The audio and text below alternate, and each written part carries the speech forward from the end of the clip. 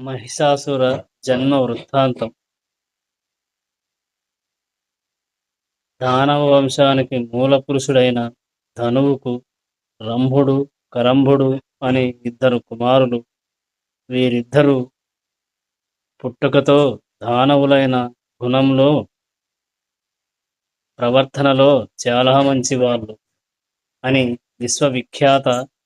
విశ్వవిఖ్యాతి గడించారు. వీరిద్దరికీ ఉన్న ఒకే ఒక లోపం సంతానం లేకపోవడం. ఆ లోపం సరిదిద్దుకోవాలని వారిద్దరూ తపస్సు చేయాలని సంకల్పించారు. రంభుడు పంచనదం అను మడుగులో దిగి ఒంటికాలి మీద తీవ్ర తపస్సు ప్రారంభించాడు. రంభుడు దానికి దగ్గరలోనున్న ఒక సాలవృక్షాన్ని ఎక్కి అకుంఠిత నిష్ఠతో అగ్నిదేవుని గూర్చి తపస్సు ప్రారంభించాడు. కాలంతో పాటు వారిరువురు తపస్సు కూడా వేగంగా సాగుతుంది. వారి తీవ్ర తపస్సు ఇంద్రుణ్ణి భయభ్రాంతులకు గురిచేసింది. అంతే, ముసలి రూపం ధరించి కరంభుడి పాదాలు పట్టుకొని నీళ్లలోకి లాగి సంహరించాడు. ఇంద్రుడు అది తెలిసి రంభుడు తీవ్ర వేదనకు గురయ్యాడు. ఇంద్రుని చంపేయాలనిపించింది. కాని తపోదీక్షితుడై క్రోధోద్రిక్తుడు కారాదు అనే ధర్మానికి కట్టుబడి శాంత చిత్తుడై ఆలోచించి తన తలను ఖండించుకొని అగ్నికి ఆహుతి చేయాలని నిర్ణయించుకొని ఎడమ చేతితో తన జుట్టు పట్టుకొని కుడి చేత్తో తలను ఖండించుకోబోయాడు. మరుక్షణంలో అగ్నిదేవుడు ప్రత్యక్షమై, రంభాసురా, ఏమిటి నీరాలోచన కార్యం? నీవు ప్రాణత్యాగం చేసినంత మాత్రాన మరణించిన నీ తమ్ముడు తిరిగి బ్రతికి వస్తాడనుకుంటున్నావా? ఈ ప్రయత్నం మానుకో అన్నాడు. హుతవాహన, అసువులు బాసిన నా తమ్ముడు అమరుడు కాడని నాకు తెలుసు. సంతానం కోసమే కాని ఇంద్ర పదవిని ఆశించి మేమీ తపస్సు చేయలేదు. ఈ సత్యం తెలిసి కూడా మహేంద్రుడు కారణంగా నా తమ్ముణ్ణి చంపి మా దానవ జాతికి తీరని మహాపరాధం చేశాడు. అందుకు ప్రతీకారంగా సర్వప్రాణి గణాలకు అజేయుడు, కామరూపుడు, మహాపరాక్రమవంతుడు, సకల లోక వంచితుడు, త్రిలోక విజేత అయిన పుత్రుని నాకు వరంగా అనుగ్రహించు అని కోరుకున్నాడు. రంభాసుర, నీ మనసు ఏ కామిని మీద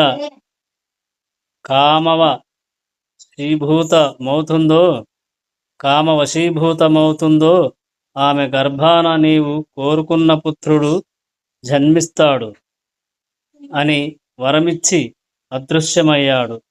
అగ్నిదేవుడు రంభాసురుడు తన ఇంటికి తిరిగి వస్తూ మార్గమధ్యలో యక్ష విహారభూమి అయిన ఒక అందమైన ప్రదేశాన్ని చూశాడు. అక్కడ ఒక మహిషి అంటే గేదె కామార్తయై విహరిస్తోంది. దాన్ని చూడగానే రంభుని మనస్సు చలించి దానితో సంగమించాడు. తత్ఫలితంగా ఆ మహిషి గర్భవతి అయింది.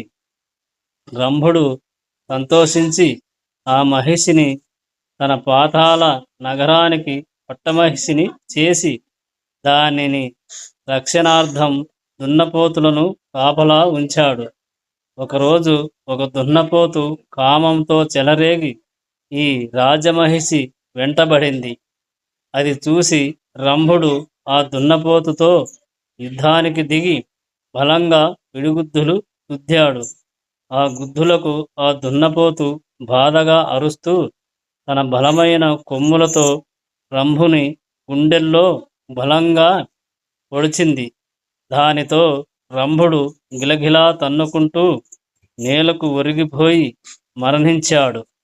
తన భర్త అయిన రంభుడు తన కళ్ళ ముందే మరణించడం చూసిన ఆ రాజమహిషి భయముతో పరుగులు తీస్తుంటే దాని వెంటబడింది. ఆ దున్నపోతు నిండు గర్భంతోనున్న ఆ రాజమహిషి అలా పరుగులు తీస్తూనే యక్ష విహార భూమిని చేరి అక్కడున్న యక్షులను శరణు కోరింది. యక్షులకు ఆ దున్నపోతుకు మధ్య భీకర యుద్ధం జరిగింది. చివరకు ఎలాగైతేనేమి యక్షులు ఆ దున్నపోతును సంహరించారు. అనంతరం యక్షులు ఆ రాజమహిషాన్ని ఓదార్చి రంభాసురుని మృతదేహాన్ని చితిపైకి చేర్చి నిప్పు పెట్టారు. తన ప్రాణనాథుని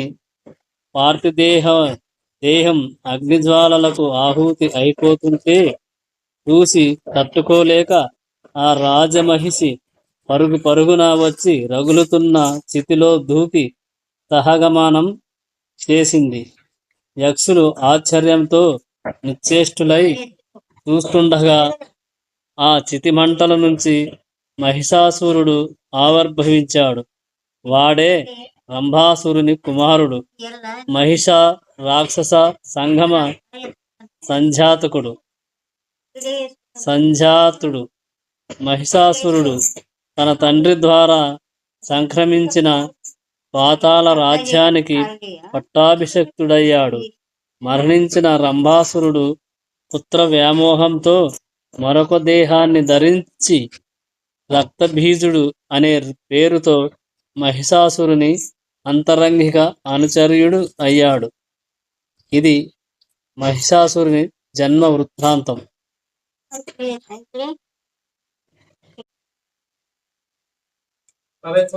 దైత్య వంశానికి ఆశాదీపంలా జన్మించిన మహిషాసురుడు తన అంతరంగిక మిత్రులతో సజీవులతో సమాలోచన చేసి మరణం లేని జీవనం కోసం మేరు పర్వత శిఖరం చేరి బ్రహ్మదేవుని గూర్చి ఘోర తపస్సు ప్రారంభించాడు. కాలం కదలికలో అనేక వేల సంవత్సరాలు కదలి వెళ్ళిపోయాయి. మహిషాసురుని అచంచల తపస్సుకు సంతసించిన బ్రహ్మదేవుడు ప్రత్యక్షమై, మహిషాసుర, ఇంక తపస్సు చాలించి ఏ వరం కావాలో కోరుకో అన్నాడు.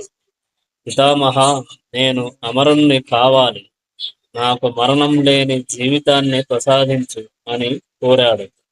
మహిషాసురుడు అప్పుడు బ్రహ్మదేవుడు, మహిషాసుర, పుట్టిన ప్రాణి గిట్టక తప్పదు, గిట్టిన ప్రాణి మరలా పుట్టుక తప్పదు. జనన మరణాలు సకల ప్రాణికోటికి సహజ ధర్మాలు. మహాసముద్రాలకు మహాపర్వతాలకు కూడా ఏదో ఒక సమయంలో వినాశనం తప్పదు.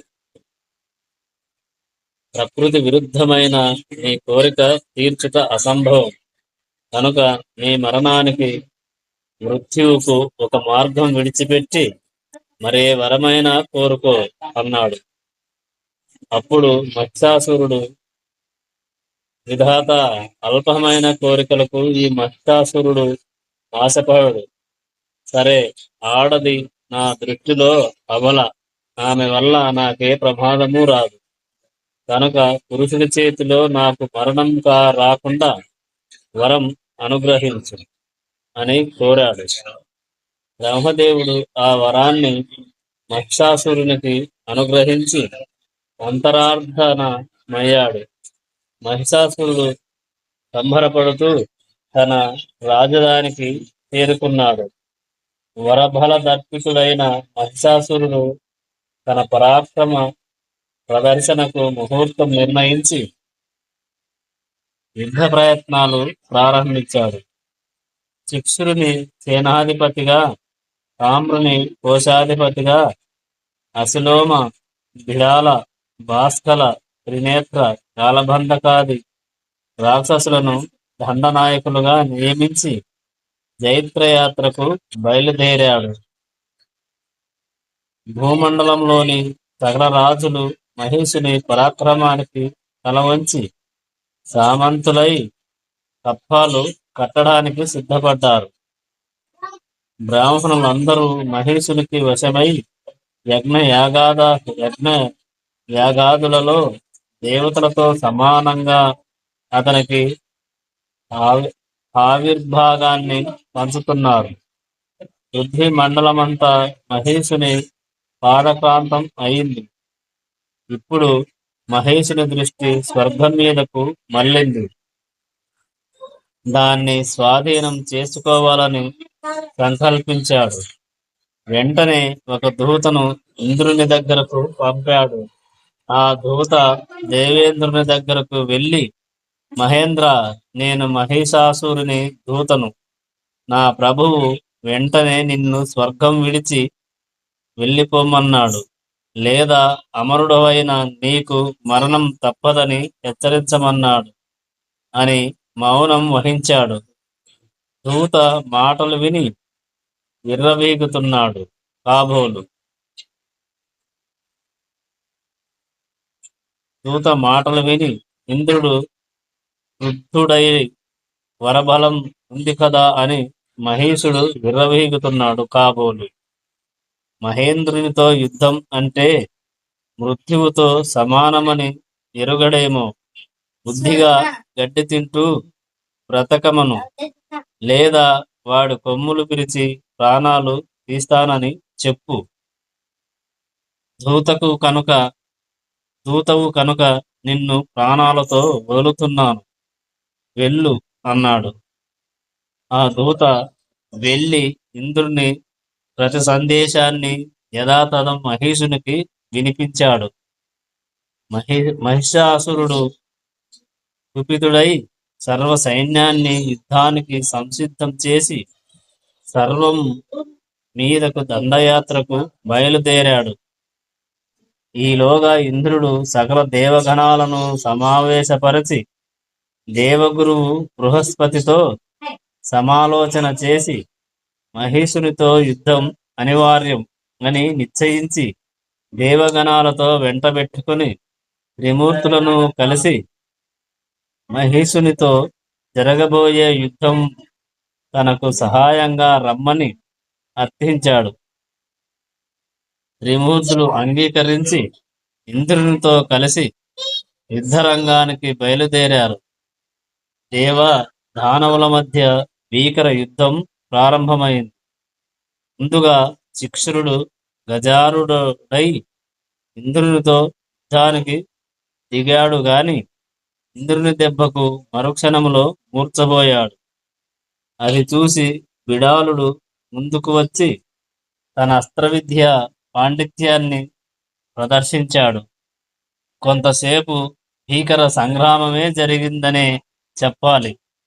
కాని ఇంద్రుడు తన కుమారుడు జయంతునితో కలిసి బీడాలుని చంపేశాడు. దేవగణాలు ఇంద్రుని మెచ్చుకొని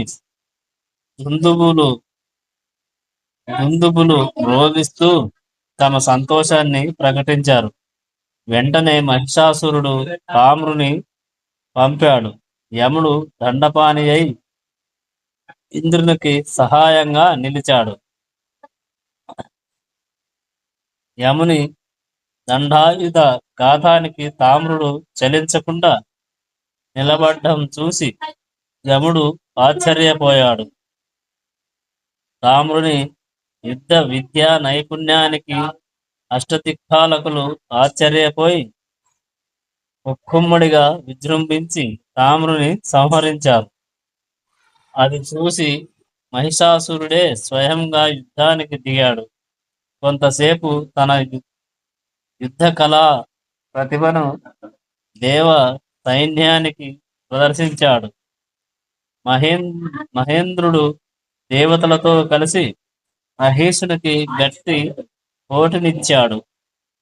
దానితో విసుగు చెందిన మహేశుడు సర్వలోక సంహారకమైన తన శాంభరీ విద్యను ప్రయోగించాడు. అంతే వందలు వేల సంఖ్యలో మహిషాసురులు ఉద్భవించి దేవ సైన్యం మీద విరుచుకుపడ్డారు. వారి ధాటికి సకల దేవగణాలు చెల్లాచెదరైపోయాయి. ఏం జరుగుతుందో తెలియక ఇంద్రునికి మతిపోయింది. ఏం చేయాలో తోచక దిక్పాలకులు నిశ్చేష్టులై నిలబడిపోయారు. మహేంద్రుడు విష్ణువును శరణు కోరాడు. విష్ణువు తన సుదర్శన చక్రాన్ని ప్రయోగించాడు. అది మహేషుని శాంభరీ విద్యను చిన్నాభిన్నం చేసింది. అది చూసి మహేశుడు అసులోమ, త్రినేత్రిక, వాస్కల, అంధకాది దండనాయకులతో కలిసి విష్ణువు మీదకు యుద్ధానికి దిగి శరవృష్టి కురిపించాడు.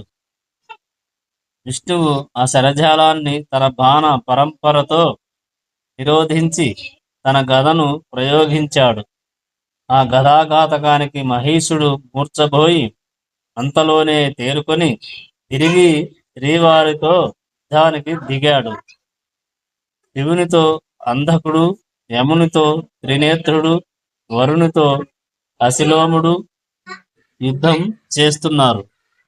ఎవరికి ఎవరు తీసిపోవడం లేదు. 15 రోజులు దేవ దానవుల మధ్య భీషణ సంగ్రామం జరిగింది. విసుగు చెందిన మహీషుడు ఒక పరిగను పరిగను శ్రీవారి మీదకు విసిరాడు.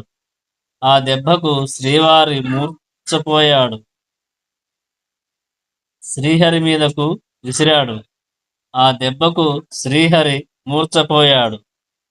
అది చూసి గరుత్మంతుడు శ్రీహరిని వైకుంఠం తీసుకుపోయాడు. అంతవరకు శక్తివంచన లేకుండా యుద్ధం చేస్తున్న శంకరుడు మహీషుని జయించడం అసాధ్యమని గుర్తించి త్రిశూలం భుజాన వేసుకొని కైలాసం చేరుకున్నాడు. హరిహరులే పలాయనం చేయగాలేనిది నేను చేస్తే తప్పేమిటి అనుకుని బ్రహ్మదేవుడు హంసవాహనం ఎక్కి సత్యలోకం చేరుకున్నాడు. త్రిమూర్తులు యుద్ధరంగం వదిలి పారిపోవడంతో రాక్షస వీరులు రెట్టించిన ఉత్సాహంతో దేవతల మీద విరుచుకుపడి వీర విహారం చేశారు. రక్షించే నాదుడు లేక దిక్పాలకులతో సహా దేవ సైన్యం భయంతో 4 దిక్కులకు పారిపోయారు. అప్పటికి మహీషుని గెలవలేమని గ్రహించిన మహేంద్రుడు ఐరావతం మీద నుంచి భూమికి వికట హట్టాసం చేసి ఐరావతం ఎక్కి మహేంద్రుడు ఐరావతం మీద నుంచి భూమికి పారిపోయాడు. అది చూసి మహేశుడు విజయ గర్వంతో వికహట్టాసహంగా చేసి ఐరావతం ఎక్కి స్వర్గం వెళ్ళి ఇంద్రసింహాసనం ఎక్కి తన దానవులను దేవతల పదవులలో నియమించి తన తండ్రి ఆశయం మేరకు విశ్వవిజేతయై త్రిలోకాధిపతిగా అభిషిక్తుడయ్యాడు. పారిపోయిన దేవతలు తరువాత ఏం చేశారు? మహీషుని తరువాతి కార్యక్రమం ఏమిటి? జగజ్జనని ఆవిర్భావం ఎలా జరిగింది?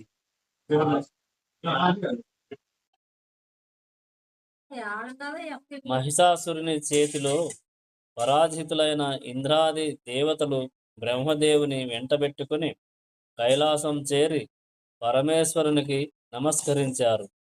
పరమేశ్వరుడు కూడా దేవతలందరి యోగక్షేమాలు విచారించిన తర్వాత వారి ఆగమన కారణం గురించి అడిగాడు. అప్పుడు బ్రహ్మదేవుడు, మహాదేవ, ఈ ఇంద్రాది దేవతలు మహేశుడి వల్ల స్వర్గ పద భ్రష్టులై అడవులబడి తిరుగుతూ నానా క్లేశాలు పడుతున్నారు. ఈ విషయం నీకు తెలియనిది కాదు. నీవు సర్వ సమర్థుడవు. నీవే దేవతలను కాపాడాలి అన్నాడు. అప్పుడు శివుడు పకపక నవ్వి, ఇది మరీ బాగుంది. మహేశుడు కోరిన వరాలు ఇచ్చి దేవతలను కష్టాలకు గురి చేసింది నువ్వు. వారిని కాపాడాల్సింది నేను మాత్రం ఏమి చెయ్యను. మహేశుణ్ణి చంపడానికి నేనేం స్త్రీని కాదే. పోని నా భార్యకు యుద్ధము చేసే శక్తి ఉందా అంటే అదీ లేదు. శచీదేవికి కూడా మహేశుడిని ఎదిరించే శక్తి ఉందని నేనే అనుకోను. అయినా స్థితికారుడైన శ్రీ మహావిష్ణువును వదిలి మనమందరం సమాలోచన చేయడం మర్యాద కాదు. శ్రీహరి కార్యసాధకుడు, మహామేధావి. మనమంతా కలిసి వెళ్ళి శ్రీహరిని సలహా అడుగుదాం. ఆయన చెప్పినట్టు చేద్దాం రండి అన్నాడు. అందరూ కలిసి వైకుంఠం వెళ్ళి శేషశయనుడైన శ్రీహరికి నమస్కరించారు. శ్రీహరి వారందరినీ స్వాగతించి ఉచితాసనాలిచ్చి గౌరవించి కుశలం అడిగాడు. అప్పుడు ఇంద్రాది దేవతలు తమ తమ కష్టాలు శ్రీహరికి విన్నవించుకుని కాపాడమని అర్థించారు. అప్పుడు శ్రీహరి చిరునవ్వు నవ్వి, ఒకసారి మనమంతా కలిసి మహీషుడితో యుద్ధం చేసి వాణ్ణి గెలవలేక యుద్ధరంగం వదిలి వచ్చేశాం కనుక వాణ్ణి గెలవలేం. బ్రహ్మదేవుడిచ్చిన వరానుసారం మహీషుడు శ్రీ చేతిలోనే మరణిస్తాడు కనుక మన దేవతాంశల తేజోశక్తులను ఏకం చేసుకొని ఒక స్త్రీమూర్తి ఆవిర్భవించినట్టయితే మహీషుడి మరణం తథ్యం. కనుక మీ మీ తేజోంశలను స్త్రీమూర్తులుగా అవతరించమని అభ్యర్థించండి. అలా అవతరించిన స్త్రీమూర్తికి మనమందరి ఆయుధాలు సమర్పిద్దాం. సర్వ తేజ సమన్వితమైన ఆ స్త్రీమూర్తి మహిషాసుర సంహారం చేసి మీ కష్టాలు తొలగించగలదు అన్నాడు శ్రీహరి. దేవతలందరికీ ఈ ఆలోచన బాగా వచ్చింది. అందరూ తమ తమ తేజోంశాలను స్త్రీ రూపం ధరించమని అర్థించారు. అప్పుడప్పుడు బ్రహ్మదేవుని ముఖం నుంచి పద్మరాగ మణిద్యుక్తులతో తమ శతోష్ణ కాంతుల చల్లుతూ ఆకృతి దాల్చిన రజోగుణమా అన్నట్టు ఒక తేజోరాశి అవతరించింది. పరమశివుని ముఖం నుంచి రజిత కాంతులీనుతూ కన్నులు మెరుమిట్టుగొలిపే ప్రభలతో భీకరంగా పర్వతాకారంగా మూర్తీభవించిన తమోగుణమా అన్నట్టు ఒక తేజోరాశి ఉద్భవించింది. శ్రీ మహావిష్ణువు ముఖము నుంచి నీలిరంగు కాంతులతో రూపుదాల్చిన సత్వగుణమా అన్నట్టు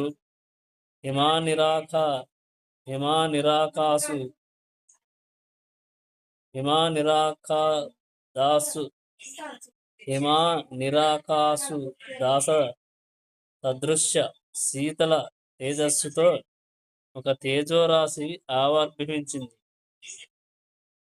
ఇలా ఇంద్రాది దేవతలందరి ముఖాల నుంచి చిత్ర విచిత్ర వర్ణాలతో రకరకాల తేజోమూర్తులు అవతరించాయి. ఆ తేజోమూర్తులన్నీ కలిసి ఒక మహా తేజోమూర్తిగా రూపుదాల్చాయి. సకల దేవతేజో సముద్ధూత ఆయన ఆ స్త్రీమూర్తి, ఆ రూప సౌందర్య రాశి ఆమె. సృష్టి స్థిత్యంత మాతృక సర్వ వ్యాపకురాలైన ఆమె సాకార నిరాకార సగుణ నిర్గుణ పరబ్రహ్మ స్వరూప ఏకరూప అయిన ఆమె దేవకార్య సిద్ధి కోసం ఈ రూపం ధరించింది. శంకరుని తేజస్సు ఆమె ముఖకమలం అయింది. యముని తేజస్సు కుటీల నిలాలక కుంతలాలు ఉంగరాలు జుత్తు అయింది. అగ్నిదేవుని తేజస్సు కృష్ణశ్వేత రక్త వర్ణాలు గల 3 కన్నులయ్యాయి. ఉదయ ప్రాతస్సంధ్య తేజస్సులు మన్మథ శాపాన్ని మర్పించే ఆమె కనుబొమ్మలు అయ్యాయి. వాయుదేవుని తేజస్సు ఆమె కర్ణాలయ్యాయి. కుబేరుని తేజస్సు పువ్వును మరిపించే ఆమె నాసిక అయింది. ప్రజాపత్య తేజస్సుతో మల్లె మొగ్గల్లా ప్రకాశించే దంతాలయ్యాయి. సూర్యుని తేజస్సుతో క్రింద పెదవి, కార్తికేయుని తేజస్సుతో పై పెదవి ఏర్పడ్డాయి. విష్ణువు తేజస్సుతో అష్టాదశ భుజాలు, 18 చేతులు ఏర్పడ్డాయి. వసువులు తేజస్సుతో ఆమె చేతులకు చిగురుటాకుల్లాంటి వేళ్ళు ఏర్పడ్డాయి. చంద్రుని తేజస్సు చక్కని వక్షోజ ద్వయమైంది. ఇంద్రుని తేజస్సుతో 3 ముడతలు గల మధ్య భాగం పొట్ట ఏర్పడింది. పృథ్వీ తేజస్సుతో ఆమెకు విశాల జగనం ఏర్పడింది. వరుణి తేజస్సుతో ఆమెకు కాళ్ళు ఏర్పడ్డాయి. ఇలా సర్వావయవ సౌందర్య శోభతో శుభాకార సుస్వర స్వరూప అయిన ఆ స్త్రీమూర్తిని చూసి సకల దేవతలు మహానంద భరితులయ్యారు. అప్పుడు ఆ శ్రీ మహావిష్ణువు దేవతలందరి వంక చూసి, మీ ఆభరణాలు, ఆయుధాలు ఆ మహాదేవికి కానుకగా బహూకరించండి అని ఆదేశించాడు. క్షీరసాగరుడు ఎర్రని పట్టు వస్త్రాలను, సువర్ణ హారాన్ని, కోటి సూర్య ప్రభాసితమైన చూడామణి రత్నమయ కుండలాలను, కడియాలను బహూకరించాడు. విశ్వకర్మ నవరత్న మణిమయ కేయూర కంకణాలను సమర్పించాడు. త్వష్ట సుస్వర సుమధురంగా ధ్వనించే నూపురాలను కానుకగా ఇచ్చాడు. మహాసముద్రుడు కంఠాభరణాలను, ఉంగరాలను బహూకరించాడు. వరుణుడు నిత్య నూతనంగా ఉండే పద్మాలతో సుగంధ సంభరితంగా ఉండే దివ్య వైజయంతిమాలను సమర్పించాడు. హిమవంతుడు నానావిధ రత్నాలతో పాటు బంగారు కాంతులని సింహాన్ని ఆమెకు వాహనంగా సమర్పించాడు. శ్రీహరి తన సుదర్శన చక్రం నుంచి మరో చక్రాన్ని సృష్టించి ఇచ్చాడు. శివుడు తన త్రిశూలం నుంచి మరొక త్రిశూలాన్ని సృష్టించి ఇచ్చాడు. వరుణుడు శ్వేత చంద్రికలు వెదజల్లే శంఖాన్ని, పాశాయుధాన్ని సమర్పించాడు. అగ్నిదేవుడు శతఘ్నిని బహుకరించాడు. వాయువు దివ్య ధనస్సును, అక్షయ తూనిరాలను సమర్పించాడు. దేవేంద్రుడు తన వజ్రాయుధం నుంచి మరొక వజ్రాయుధాన్ని సృష్టించి ఇచ్చాడు. యముడు కాలదండాన్ని, ఖడ్గాన్ని, చర్మంతో చేసిన డాలును బహుకరించగా, బ్రహ్మదేవుడు పవిత్ర గంగాజలపూర్ణమైన కమండలాన్ని కానుకగా ఇచ్చాడు. విశ్వకర్మ గండ్రగొడ్డలిని బహుకరించాడు. కుబేరుడు సురాపూర్ణమైన సువర్ణ పాత్రను సమర్పించాడు. స్పష్ట చిరుగంటలు పొదిగిన కౌమోదకి అనే గదను, దివ్యాస్త్రాలను, అభేద్యమైన కవచాన్ని కానుకగా ఇచ్చాడు. సూర్యుడు తన తేజస్సులను బహూకరించాడు.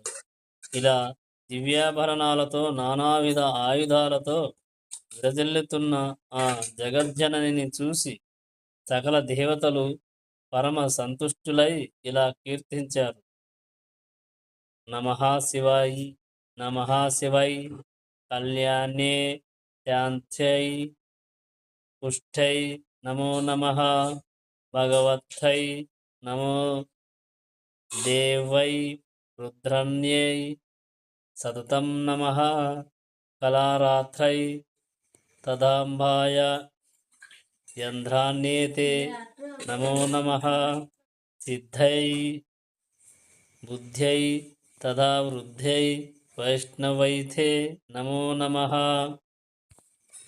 ఆ సర్వమంగళ, ఆ చతుర్దశ భువనాధీశ్వరి, ఆ జగజ్జననిని, ఆ త్రిలోకైక వందిత, ఆ పరమ పావని, ఆ కరుణా రసపూర్ణ త్రిలోచని, ఆ ఆర్త త్రాణ పరాయణి, సకల దేవతల వంక చిరునవ్వులు చిందిస్తూ చూసి అభయశిస్సులు అందించింది. మహాసంగ్రామానికి ముహూర్తం ముందుంది. వీర శృంగార విక్రమ స్వరూపిణి అయిన జగజ్జనని ప్రచండ పరాక్రమ విలాస వైభవాన్ని చదవాలని ఉవ్విళ్ళూరుతున్నారు కదూ. అయితే మరి ఇంకో భాగంలో వినండి.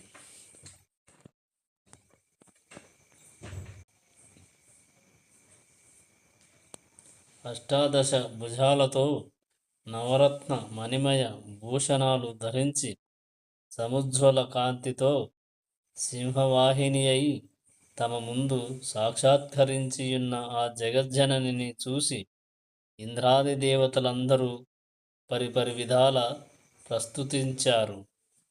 ఆ మహాదేవి దర్శనంతోనే మహీషుని పీడ తొలగినట్టుగా భావించారు. అప్పుడు మహేంద్రుడు వినయంగా చేతులు జోడించి ఆమెతో, జగన్మాత, బ్రహ్మవర ప్రసాదితుడైన మహిషాసురుడు సకల దేవతలను యుద్ధరంగములో పరాజితులను చేసి స్వర్గాన్ని ఆక్రమించాడు. యజ్ఞయాగాదుల్లో దేవతలకు చెందవలసిన హవిర్భాగాలను అపహరిస్తున్నాడు. మునిజన హింస, ధర్మనాశనం వాడి నిత్య కృత్యాలు. కామరూపి అయిన మహిషుడు స్త్రీవధ్యుడు. వాడిని నీవే సంహరించాలి, నీవే మాకు దిక్కు, కాపాడు తల్లి అని దేవేంద్రుడు ప్రార్థించాడు. దేవతలారా, మీకందరికీ అభయమిస్తున్నాను. ధైర్యం వహించండి. చూశారా విధి ఎంత బలీయమైనదో. పరాజయమే ఎరుగని త్రిమూర్తులంతటి వారు కూడా మహీషుని చేతిలో ఓటమిని రుచి చూశారంటే అది కాలమహిమ కాక మరేమనాలి. అందుకే మహిషా సంహారం కోసం నేను కాలంలో నుంచే ఉద్భవించాను. మహిషాసురుని నేను సంహరిస్తాను. ధైర్యం వహించండి అని మహాదేవి పలికి ఒక్కసారి వికటహట్టాసం చేసింది. ఆ భీకర ధ్వని దశ దిశలు వ్యాపించింది. భూమి కంపించింది. మహాపర్వతాలు గడగడలాడాయి. మహాసముద్రాలు అల్లకల్లోలమయ్యాయి. ఇంద్రాది దేవతలు సంతోషంతో జయ జయ ధ్వానాలు చేశారు. ప్రళయకాల కాలభ్ర గర్జన లాంటి మహాదేవి వికటాట్టహాస ధ్వని అలలు అలలుగా వచ్చి మహిషాసురుని కర్ణపుటాలను విద్యుద్ఘాతంలా తాకింది. మహీషుడు భయముతో ఒక్కసారి ఉలిక్కిపడ్డాడు. కోపంతో అసహనంగా తన వారి వంక చూసి, ఎవరురా ఇంత భీకరంగా గర్జించింది? ఆ అహంకారిని వెంటనే బంధించి నా దగ్గరకు తీసుకుని రండి, వాడి అంతు చూస్తాను అని అరిచాడు. వెంటనే రాక్షస అనుచరులు నలుదిక్కులకు పరుగులెత్తి వెతకసాగారు. అప్పుడు వారికి అష్టాదశ భుజాలతో వివిధాయుధాలు సర్వాభరణాలు ధరించి సింహవాహనం మీద కూర్చుని మధుపానం చేస్తూ వికటాట్టహాసం చేస్తున్న మహాదేవి కనిపించింది.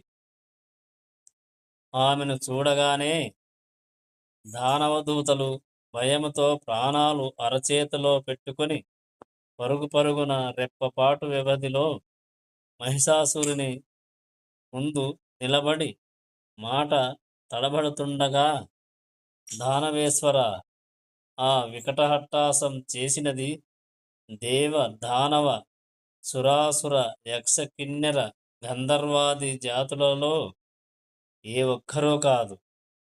ఆమె ఒక దివ్యాంగన, మధ్యస్థ యౌవన సువర్ణ రత్నాభరణ విరాజిత సింహవాహిని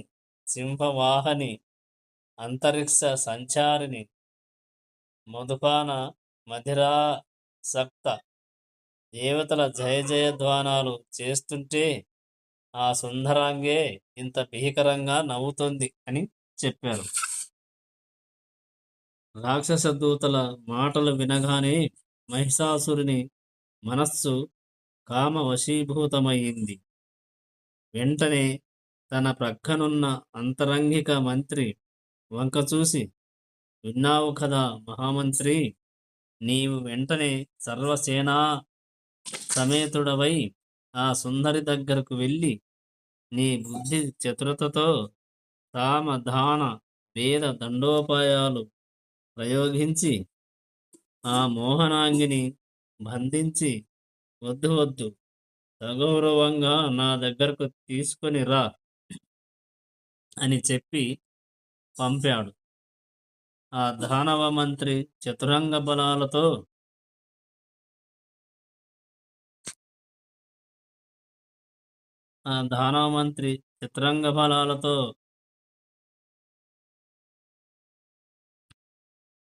ఆ జగన్మాత దగ్గరకు వెళ్ళి, ఓ మోహనాంగి, నీ సుమనోహర దరహాస విలాసం మా ప్రభువుకు గిలిగింతలు పెట్టి మరులు రేకెత్తించాయి.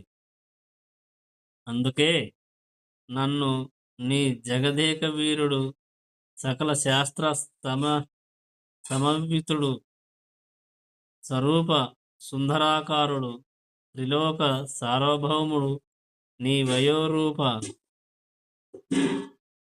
యవ్వనాలకు సార్థకత కలగాలంటే నీవు మా మహిషాసురుని చేపట్టి మన్మధుని మదమనచాలి అని మృదు మధురంగా పలికాడు.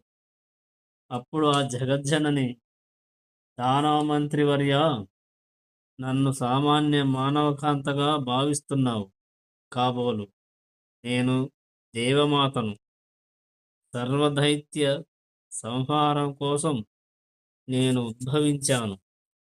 నీవు దూతవు కనుక నా వీరత్వము నీ ముందు ప్రదర్శించక నిన్ను ప్రాణాలతో వదులుతున్నాను.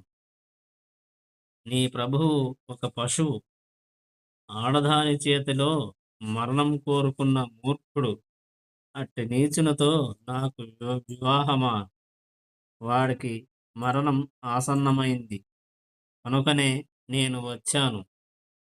నీ ప్రభువుకు ప్రాణాల మీద ఆశ ఉంటే పాతాళానికి పోయి అజ్ఞాతంగా జీవించమని నా మాటగా చెప్పు అని హుంకరించింది.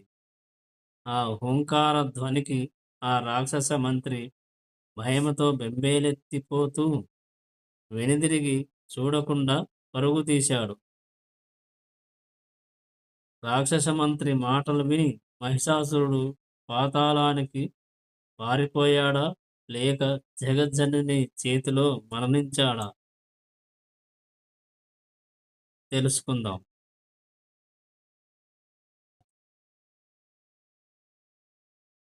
మహిషాసురుడు మహామంత్రి రాక కోసం ఆశగా ఎదురుచూస్తున్నాడు.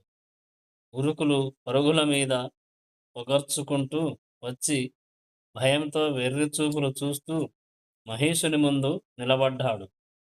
రాక్షస మంత్రి ఆశ్చర్యంగా రాక్షస మంత్రి వంక చూస్తూ ఏమి జరిగింది అని అడిగాడు. మహేశుడు, అసురేశ్వర, మీ ఆజ్ఞాబద్ధుడనై ఆ సుందరి దగ్గరకు వెళ్ళాను. ఆమె అసమాన సౌందర్య రాశి, అష్టాదశ భుజ సింహవాహనం మీద చిరునవ్వులు చిందిస్తూ కూర్చొని ఎంతో అహంకారంగా మాట్లాడింది. మీరొక పశువట. మీ వంటి పశువును వివాహం చేసుకోవడానికి తను పశువు కాదట. మిమ్మల్ని మర్యాదగా పాతాళానికి పోయి ప్రాణాలు కాపాడుకొమ్మని హెచ్చరించింది. లేకపోతే మీ ప్రాణాలు తీస్తానని తన మాటగా చెప్పమని నాతో మీకు వర్తమానం పంపింది అని పలికి మౌనం వహించాడు రాక్షస మంత్రి. వెంటనే మహీషుడు తన మంత్రులందరినీ సమావేశపరిచి జరిగినదంతా వివరంగా వారికి చెప్పి వారి అభిప్రాయాలు చెప్పమన్నాడు. అప్పుడు విరూపాక్షుడు లేచి, రాక్షసేశ్వర, మదమెక్కిన ఓ ఆడది అహంకారంతో ఏదో మాట్లాడిందని నీ వంటి వీరువు కారాదు. ఇన్ని మాటలెందుకు? నేనిప్పుడే వెళ్ళి ఆ మోహనాంగిని సర్వపాశాలతో బంధించి తెచ్చి నీ పాదాల ముందు పడేస్తాను. నీ ఇష్టం వచ్చినట్టు చేసుకో అన్నాడు. అనంతరం దర్దురుడు లేచి, ప్రభూ, ఆ సుందరి కామశాస్త్ర ప్రవీణ అనిపిస్తుంది. ఆ మధవతి క్రిగంటి చూపులే నిశిత శరాలు. ఆ శరాలతో నీ ప్రాణాలు తీస్తానంటుంది. అంటే పురుషునకు వీర్యమే కదా ఆ ప్రాణం. అర్థం చేసుకో. కనుక ఆమెతో యుద్ధం అనవసరం. నన్ను ఆమె దగ్గరకు పంపు. నా మాటలతో ఆమె మనస్సును నీపై లగ్నం అయ్యేలా చేసి నీ దగ్గరకు తీసుకొస్తాను అన్నాడు. అప్పుడు తామ్రుడు ఆవేశంగా పైకి లేచి, దేవరా, వీరంతా నీ మనసుకు నచ్చేలా మాట్లాడుతూ సత్యాన్ని దాస్తున్నారు. 18 చేతులు గల స్త్రీని ఈ సృష్టిలో ఎక్కడైనా చూశామా, విన్నామా? నీ అంతం కోసం దేవతలందరూ ఏకమై సృష్టించిన మాయామోహిని ఆమె. ఇందులో ఏమాత్రము సందేహము లేదు. అలా అని ఆమెకు భయపడి పాతాళానికి పారిపోమ్మని నేను చెప్పను. యుద్ధము చేసి ఆమెను సాధించుకో. అప్పుడు ఆమె నీకు బానిస అవుతుంది. ఇది నా ఆలోచన అన్నాడు. మహీషునికి తామ్రుని యోచన బాగా నచ్చింది. తామ్రా, సమయోచిత వీరుడిలా పలికావు.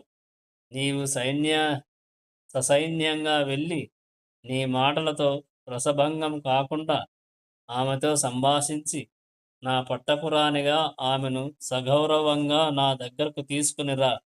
అది సాధ్యం కాని పరిస్థితిలో నిర్దాక్షిణ్యంగా ఆమెను సంహరించిరా అని పలికి తామ్రుని పంపాడు మహీషుడు. తామ్రుడు పరిసరాలను శ్రద్ధగా గమనిస్తూ హవా అనారూఢయైన మహాదేవిని సమీపించి వినయంగా, సహనంగా, మృదు మధురంగా, కోమలాంగి, మా మహీశ్వర,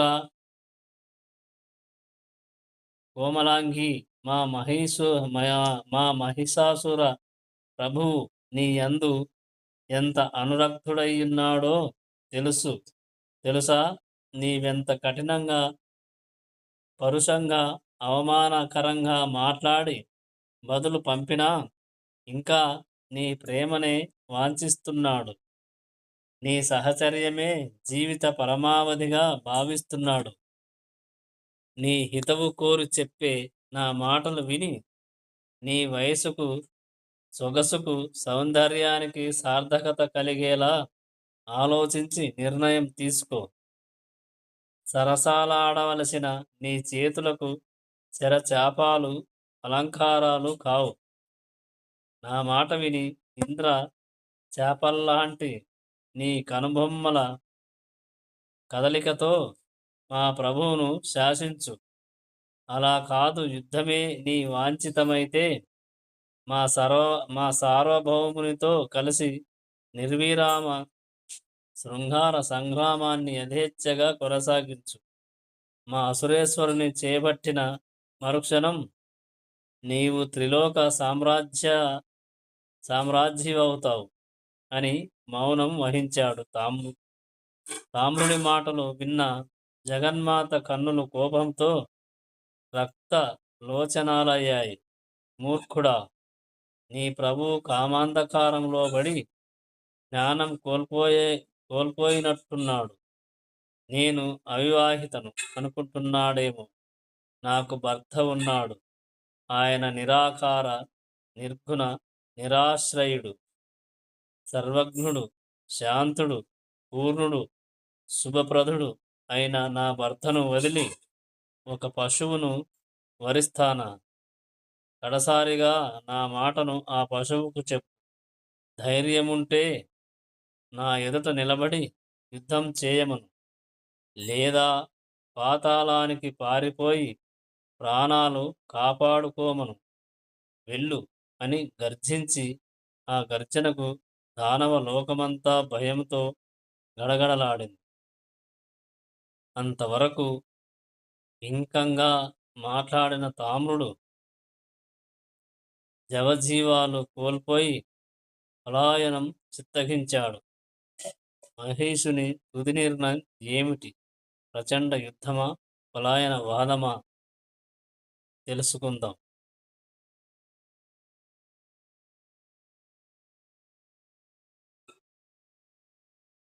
మంత్రుల మంత్రాంగంతో సమాలోచన చేస్తున్న మహిషాసురుడు జగజ్జనని చేసిన వికట హట్టాసానికి మరొక్కమారు ఉలిక్కిపడ్డాడు.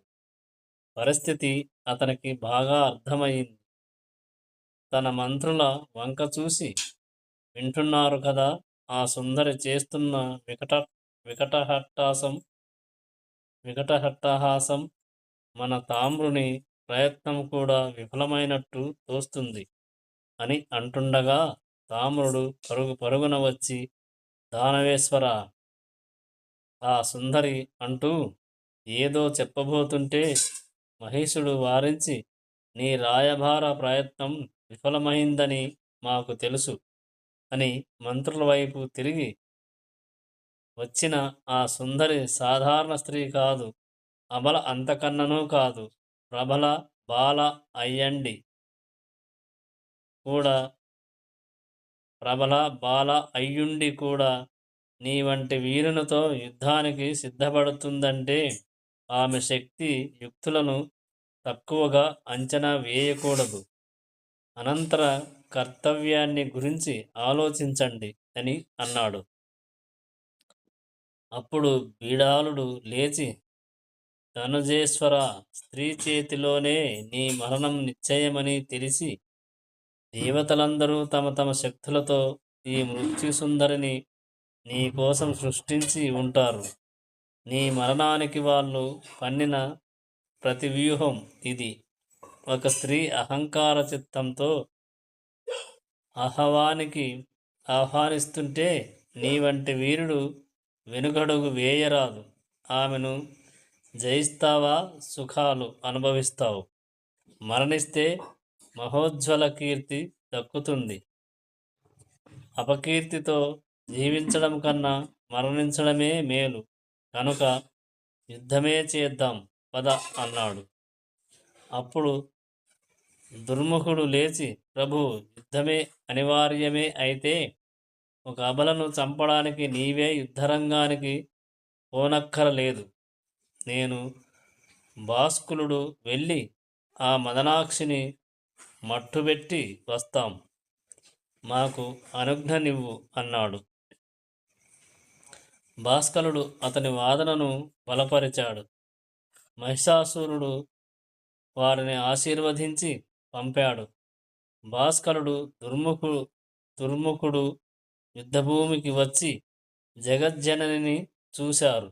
ఆమె సుందర రూపం వారి మనసులను హరించినా ఆమె అష్టాదశ హస్తాలలోనే వివిధ ఆయుధాలు చూసేసరికి వారికి మరణాంతకంగా తోచింది. భయముతో వారి నాలుకలు పిడచకట్టుకుపోయాయి. అయినా భాస్కులుడు ధైర్యం చిక్కబట్టుకుని, సుందరి, చివరిసారిగా అడుగుతున్నాం, మా ప్రభువుతో వివాహమా లేక మా చేతిలో మరణమా? తొందరగా నిర్ణయించు అన్నాడు. అప్పుడా జగజ్జనని, మూర్ఖులారా, మీ మహేశుడికి మరణంతోనే మనువు కాని నా వంటి మానవతి ఆ నీచునితో వివాహానికి ఏనాడూ సమ్మతించదు. ఆ యుద్ధరంగానికి తొలి నివేదనగా మీ ఇద్దరిని సమర్పించి అనంతరం ఆ మహేశుని అంతు చూస్తాను అంది. భాస్కరుడు, దుర్ముఖులు యుద్ధ సన్నద్ధులయ్యారు. పోరు మొదలయింది. భాస్కర దుర్ముఖులు ధనస్సులు ఎక్కుబెట్టి జగన్మాతపై శరవర్షం కురిపించారు. వాటికి జవాబుగా మహాదేవి తొలి శరాన్ని సంధించి విడిచింది. ఇరుపక్షాల వంక శరయుద్ధం కొనసాగుతుంది. జగజ్జనని చిద్విలాసంగా యుద్ధం చేస్తుంటే ఆమె శక్తి ఇంతేనా అని భావించి భాస్కరుడు అహంకారంతో ముందుకు ఉరికి వివిధాయుధాలు పుంఖానుగా ప్రయోగించాడు. మహాదేవి వాడి యుద్ధ తీవ్రతను గ్రహించి క్రుద్ధురాలై 5 నిశితశరాలు సంధించి వదిలింది. భాస్కరుడు 10 బాణాలతో ఆ శరాలను ఖండించి మరో 10 బాణాలను ఆమెపై ప్రయోగించాడు. జగదంబ వాటిని ఖండించి అర్ధచంద్రాకార బాణంతో వాడి ధనస్సును విరిచివేసింది. వెంటనే బాల్కుడు గదను గిరగిరా తిప్పుతూ అమ్మవారిపైకి లంఘించాడు. మహాదేవి ఒక గదను వాడిపైకి విసిరింది. ఆ గద మహావేగంగా వచ్చి బాల్కుని శిరస్సును తాకింది. భాస్కులని శిరస్సును తాకింది. ఆ దెబ్బకు వాడు మూర్ఛబోయి అంతలోనే తేరుకొని తన చేతిలోని గదను ఆమెపైకి విసిరాడు. జగన్మాత ఆ గదను మార్గమధ్యలోనే తుత్తునియలు చేసి తన త్రిశూలంతో వాడి గుండెల్లో బలంగా పొడిచింది. భాస్కరుడు గిలగిలా తన్నుకుంటూ ప్రాణాలు వదిలాడు. అది చూసి రాక్షససేన భయంతో పారిపోతుంటే సకల దేవతలు జయ జయ ధ్వానాలు చేశారు. భాస్కరుని మరణం దుర్ముఖునిలో పౌరుషాన్ని రగుల్కొల్పింది. వాడు మహాదేవి ముందుకు ఉరికాడు. వాడిని చూస్తూనే మహాదేవి శంఖనాదం చేసి శరప్రయోగం చేసింది. దుర్ముఖుడు తన శక్తివంచన లేకుండా వివిధ ఆయుధాలు ప్రయోగిస్తూ యుద్ధం చేస్తున్నాడు.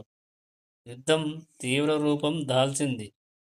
రాక్షస వీరుల శిరస్సులు రక్త ప్రవాహంలో బంతుల్లా తేలి ఆడుతున్నాయి. ఒక్కసారి రణరంగం బీభత్సంగా మారిపోయింది. దుర్ముఖుడు కత్తి దూసి జగజ్జనని ముందుకు ఉరికాడు. మహాదేవి వాడికి ఖడ్గం విసిరే అవకాశం ఇవ్వకుండా తన ఖడ్గంతో వాడిని శిరస్సు ఖండించింది. రాక్షసుల అహాకారాలతో, దేవతల జయజయధ్వానాలతో ఆనాటి యుద్ధం ముగిసింది. ఆకాశం నుంచి పూలవాన కురిసింది. సకల ఋషులు మహాదేవిని ప్రస్తుతించారు. మహిషుని మనస్సు మారిందా? జగజ్జననితో తామ్ర శిక్షురుల యుద్ధం ఎలా జరిగింది తెలుసుకుందాం.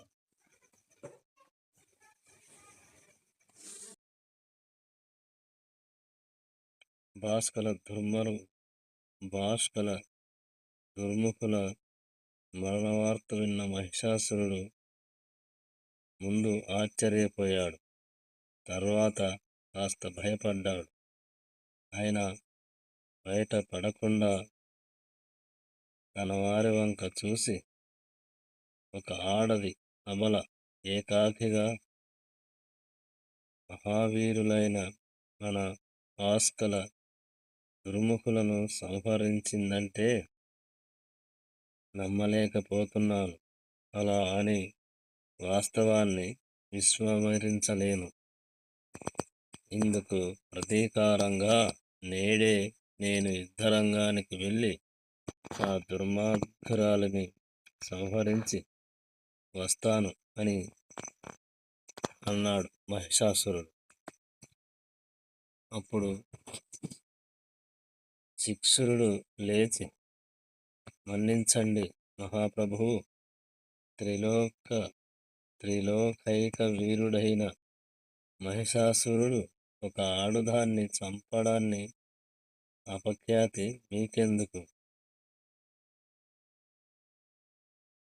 ఇంతమంది మహావీరులున్నాం. మేమంతా ససైన్యంగా వెళ్ళి ఆ యుద్ధోన్మతను మట్టుబెట్టి వస్తాం. మీరు నిశ్చితంగా ఉండండి అని పలికాడు. మహిషాసురుడు సమ్మతించాడు. శిక్షుడు శిలోమ, తామ్ర, విడాలాది మహావీరులను వెంటబెట్టుకొని ససైన్యంగా యుద్ధరంగానికి వచ్చి జగజ్జనని అయిన దుర్గ ముందు నిలబడ్డాడు. వెంటనే యుద్ధం ప్రారంభించకుండా మంచి మాటలతో ఆమె మనస్సు మార్చాలని ప్రయత్నించాడు. వాడి ఒక్కొక్క మాట మహాదేవిలో కోపాన్ని రగల్చాయే గాని మహేశునిపై మరులను కలిగించలేకపోయాయి. ఆమె రక్తలోచనీయై శంఖం పూరించి ధనుష్టాంకారం చేసింది. ఆ శబ్దానికి రాక్షస సేనావాహిని గుండెలు పగిలి భయంతో ప్రాణాలు అరచేత పెట్టుకొని నలుదిక్కులకు పరుగులు తీశారు. పారిపోతున్న తన సైన్యాన్ని చూసి శిక్షురుడు మండిపడి, పిరికి పందల్లారా, పారిపోతారేమిటి? ఆగండి, మీరేమీ యుద్ధం చేయనక్కర్లేదు. నా ధనుర్విద్య పాండిత్యాన్ని పరికించండి. ఈ యుద్ధరంగం సాక్షిగా నేడే ఈ అధోన్మత్తును మృత్యుదేవతకు నివేదికగా సమర్పిస్తాను. నన్ను నమ్మండి అని పలకడంతో రాక్షస సైనికులు ధైర్యంగా యుద్ధరంగంలో నిలిచారు. అప్పుడు శిక్షురుడు జగజ్జనని వైపు తిరిగి, సుందరి, చివరిసారిగా హెచ్చరిస్తున్నాను. యుద్ధం వల్ల ఏ ప్రయోజనమూ లేదు. ఖడ్గ ప్రహారాలు, గదాఘాతాలు, శస్త్రక్షతాలు తప్ప మరే ఆనందమూ లేదు. కనుక నా మాట విని త్రిలోకైక వీరుడైన మహిషాసురుని చేపట్టు.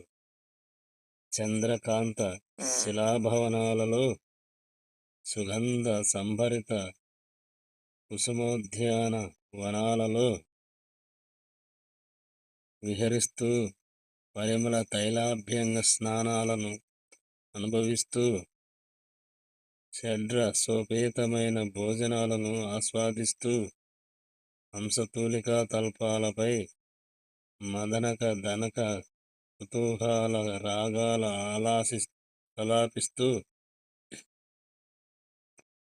మా మహేషునితో నిర్వీర్యరామ కామభోగాలు అనుభవించక యుద్ధరంగంలో మరణాన్ని కోరుకుంటావేమిటి అని లాలనగా పలికాడు.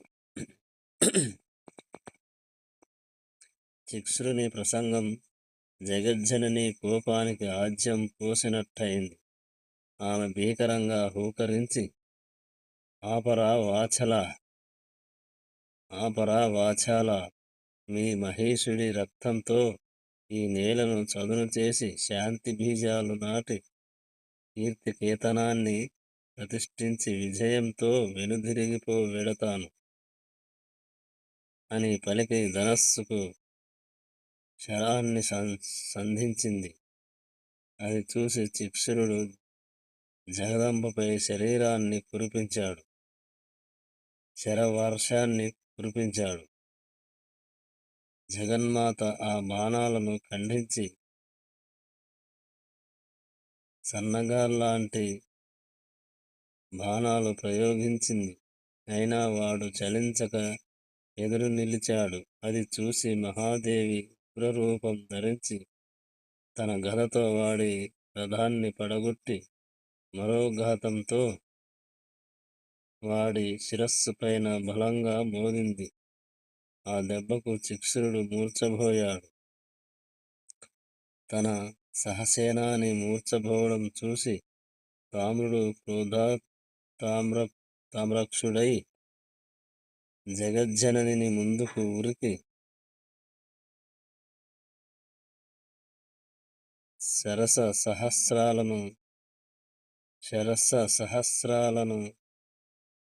సహస్రాలను కురిపించాడు.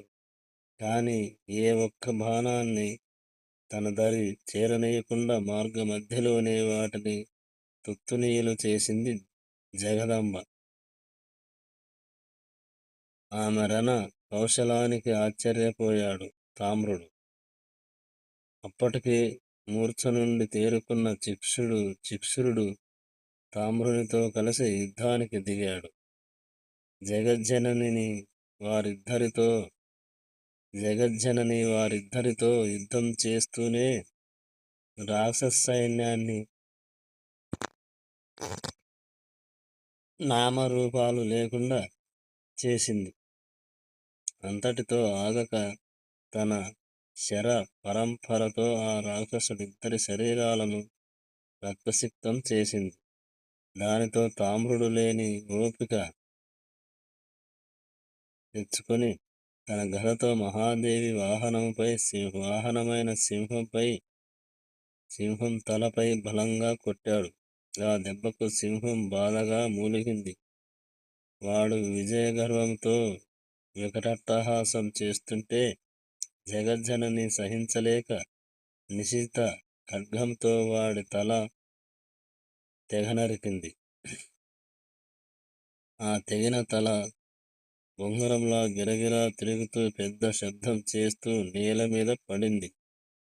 తన సహ అనుచరుడైన తామ్రుని తల తెగిపడడం చూడగానే దుర్ముఖుడు వీరావేశంతో కేకలు వేస్తూ పెద్ద ఖడ్గం చేతపట్టుకుని పరుగున జగజ్జనని దగ్గరకు వస్తుంటే మహాదేవి 5 నిశిత శరాలు వదిలింది.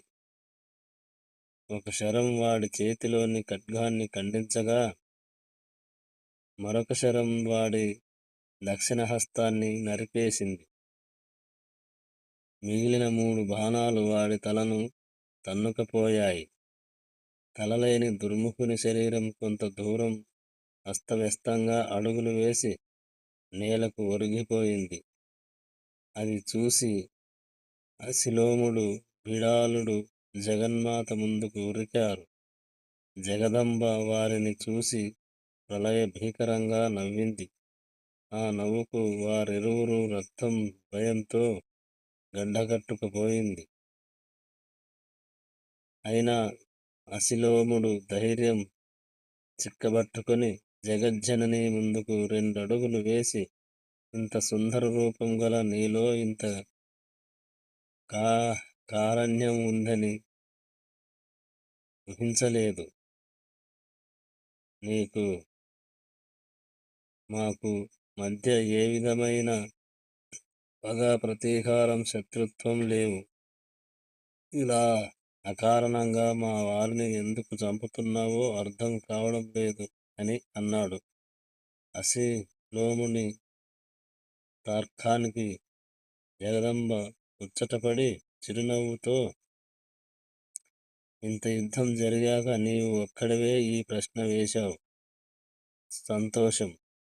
నేను సర్వకాలాల్లోనూ సర్వలోకాల్లోనూ సంచరిస్తూ ప్రాణికోటి చేసే సమస్త కర్మలను పరిశీలిస్తూ వాటికి అనుగుణంగా సుఖదుఖాలను కలుగజేస్తుంటాను. నేను కర్మసాక్షిని. ధర్మ సంరక్షణ నా విధి. మీ మహేశుడు తన స్వార్థం కోసం దేవలోకాలు జయించి దేవతలను నానా కష్టాలకు గురి చేశాడు. అందుకు ప్రతిఫలమే ఈ యుద్ధం. ఇప్పటికైనా మించిపోయినది ఏమీ లేదు. మీ మహేశుడు దేవతలతో వైరాన్ని విడిచిపెట్టి వారి దేవ నగరాలు వారికిచ్చి దేవతలతో సంధి చేసుకుని పాతాళానికి పోయి ప్రాణాలు కాపాడుకోమని చెప్పు. లేదా యుద్ధంలో మరణించాక తప్పదని చెప్పు. యుద్ధంలో మరణించక తప్పదని చెప్పు అని చెప్పింది. అప్పుడు బీడాలుడు విసుగు చెంది, చిరాగ్గా, అసిలోమా, ఈ మూర్ఖురాలితో వాదన అనవసరం. యుద్ధమే ఈ వాచాలికి సరైన సమాధానం అని పలుకుతూ 7 బాణాలు సంధించి వదిలాడు. జగదంబ ఆ బాణాలను మార్గమధ్యలోనే ఖండించి మరో 3 బాణాలతో బీడాలుని తీవ్రంగా గాయపరిచింది. అంతే, బీడాలుడు మూర్ఛబోయాడు. మరి లేవలేదు. బీడాలుని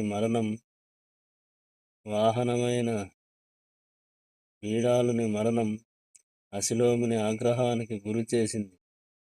వాడు తన గదతో మహాదేవి వాహనమైన సింహం తలపై బలంగా కొట్టాడు. ఆ దెబ్బకు సింహం బాధగా మూలిగి తన పంజా విసిరింది. దానితో వాడి వక్షం చీరుకుపోయింది. అసిలోముడు తూలి క్రింద పడినా వేగంగా పైకి లేచి మహాదేవి తలపై గదతో కొట్టబోయాడు. జగజ్జనని మెరుపు వేగంతో తన నిశిత ఖడ్గంతో వాడి తల ఖండించింది. ఆ తెగిన తల బొంగరంలా గిరగిరా తిరుగుతూ పెద్ద శబ్దం చేస్తూ నేల మీద పడింది. అంతే, రాక్షసులు హాహాకారాలతో, దేవతల జయ జయ ధ్వానాలతో ఆనాటి యుద్ధం ముగిసింది. ఆకాశం నుంచి పూలవాన కురిసింది. సకల ఋషులు మహాదేవిని ప్రస్తుతించారు.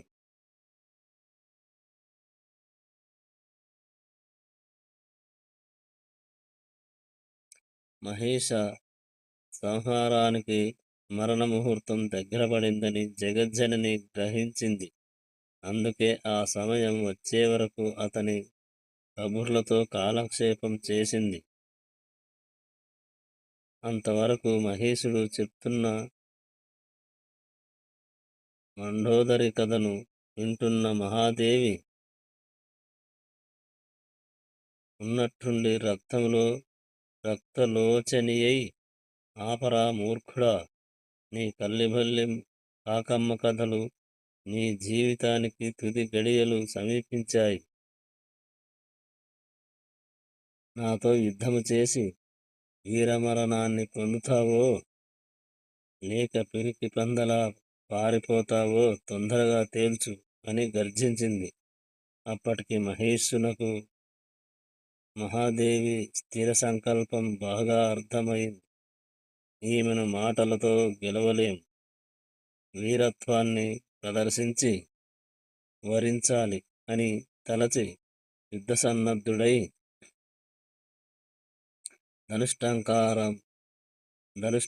ధనుష్టంకారం చేసి జగజ్జననిపై శతాధిక సంఖ్యలో శరాలను కురిపించి వికటాట్టహాసం చేశాడు. మహాదేవి చిరు మందహాసం చేసి నశిత శరప్రయోగంతో మహేశుని శరవర్షాన్ని చిందరవందర చేసింది. క్షణకాలంలో యుద్ధం తీవ్రరూపం దాల్చింది. సకల ప్రాణికోటిని భయభ్రాంతులకు గురి చేసింది. దేవ దానవులు పరస్పర విజయాంకాంక్షతో యుద్ధం చేస్తున్నారు. బేరి బంకారాలతో, గజ ఘింకారాలతో, హయ పేషారావాలతో రణరంగమంతా కోలాహలంగా మారింది. అది చూసి దుర్ధరుడనే రాక్షస వీరుడు రథం మీద మహావేగంగా మహాదేవి ముందుకు వస్తూ సహస్రాది సంఖ్యలో బాణాలు వదిలాడు. జగజ్జనని రక్తలోచనియై ఒకే ఒక్క అర్ధచంద్రాకార బాణంతో వాడి శిరస్సును ఖండించింది. వెంటనే త్రినేత్రుడు పెద్ద గదను గిరగిరా తిప్పుతూ విజృంభించాడు. వాడు దివ్య శస్త్రాస్త్ర ప్రయోగ నిపుణుడు. వాడి ధనుర్విద్య నైపుణ్యాన్ని చూసే ఉత్సాహం జగదంబకు లేదేమో. తన త్రిశూలంతో వాడి గుండెల్లో బలంగా పొడిచింది. మరుక్షణంలో వాడి ప్రాణాలు అనంతవాయువుల్లో కలిశాయి. అది చూసి అంధకాసురుడనే దండనాయకుడు వీరంగమాడుతూ ముందుకు ఉరికి తన గదతో సింహం తలపై బలంగా కొట్టాడు. సింహం భీకరంగా గర్జించి జూలు విదిల్చి పంజా విసిరి నోరు తెరిచి ఒక్క ముద్దగా వాణ్ణి తినేసి బ్రేవుమని త్రేంచింది. తన కళ్ళ ముందే ముగ్గురు మహావీరులు అంబా ఆవేశానికి బలైపోవడంతో మహేశుడికి మతి చెలించింది. పిచ్చి కోపంతో శరవర్షం కురిపించాడు. జగజ్జనని ఆ బాణాలను మార్గమధ్యలోనే ఖండించి ఒక గదను వాడిపైకి విసిరింది. ఆ గదా ఘాతకానికి మహేశుడు క్షణకాలం మూర్ఛబోయి అంతలోనే తేరుకొని తన గదతో సింహం తలపై కొట్టాడు. సింహం తన పంజా విసిరి మహేశుడి శరీరాన్ని రక్తసిక్తం చేసింది. వెంటనే మహేశుడు సింహరూపం ధరించి మహాదేవి సింహం మీదకు ఉరికాడు. జగదమ్మ తన శర పరంపరతో సింహరూపుడైన మహేశుని చీకాకు పరిచింది. మహేశుడు సింహరూపం వదిలి గజరూపం ధరించి రణరంగమంతా తిరుగుతూ చిందులు తొక్కాడు. తన తొండంతో ఒక పర్వతాన్ని పెకిలించి అమ్మవారిపైకి విసిరాడు. కాని అమ్మ శక్తి ముందు వాడి ప్రయత్నం విఫలమైంది. వెంటనే జగజ్జనని వాహనమైన సింహం ఆ ఏనుగు తలపైకి ఉరికి తన పంజాతో చీల్చి వేస్తుంటే మహేశుడు భరించలేక గజరూపాన్ని వదిలి శరభరూపం ధరించాడు. 8 కాళ్లతో మహాపర్వతంలా శరభరూపంలో వస్తున్న మహేశుని చూసి చరాచర జగత్తుని నివ్వెరబోయింది. మహేశుడు మహాదేవి చేతికి అందేంత దగ్గరగా వచ్చాడు. అంబ ఓ నిశిత ఖడ్గంతో వాడి తలపై బలంగా మోదింది. మహేశుడు చెక్కు చెదరలేదు. వెంటనే చండికాదేవి 8 అర్ధచంద్రాకార బాణాలతో ఆ శరభం 8 కాళ్లను ఖండించడంతో ఆ శరభం చతికిలబడింది. మహాదేవి తన వివిధాయుధాలతో మహేశుని శరీరాన్ని రక్తపు ముద్దగా చేసింది.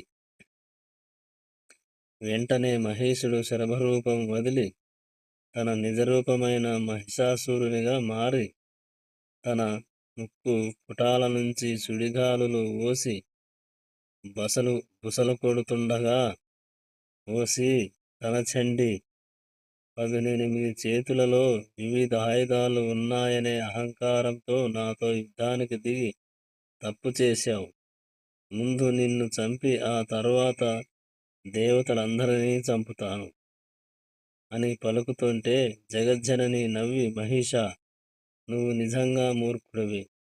ఇన్ని రూపాలు ధరించి పోరాడావు, అయినా నన్ను గెలవలేకపోయావు.